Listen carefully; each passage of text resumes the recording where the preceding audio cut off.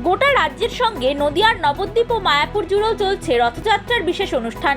উৎসবমুখর দিনে এক অনন্য নজিরের সাক্ষী মায়াপুর ঠাকুরভক্তি বিনোদ ইনস্টিটিউট স্কুলের পড়ুয়া সহ শিক্ষক শিক্ষিকারা।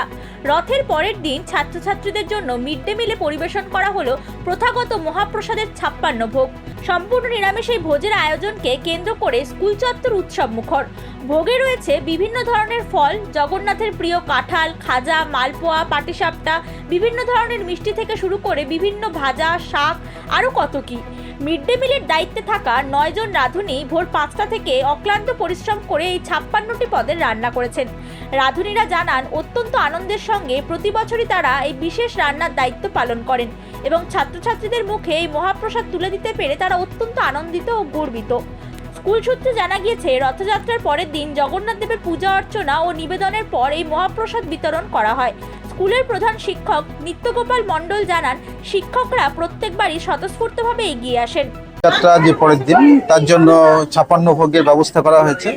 আমাদের যারা ছাত্রছাত্রী, যারা শিক্ষক শিক্ষিকা, শিক্ষাকর্মী, রাঁধুনি সবাই আছেন, সবার জন্য আমরা জগন্নাথ দেবের উদ্দেশ্যে ভোগ নিবেদনের পরে আমরা সমস্ত ছাত্রছাত্রীদের মধ্যে এবং শিক্ষক শিক্ষিকা যারা আছেন, শিক্ষাকর্মী এবং যে রাঁধুনি এবং অন্যান্য যারা নিমন্ত্রিত আছে সকলকে আমরা বসে এখানে খাওয়ানোর ব্যবস্থা করেছি। এটা বিগত দিনেও হয়েছে, তবে এবছরও করা হলো। খুব ভালো লাগছে, কারণ সারা বছরই আমাদের নিরামিষ রান্না চলে।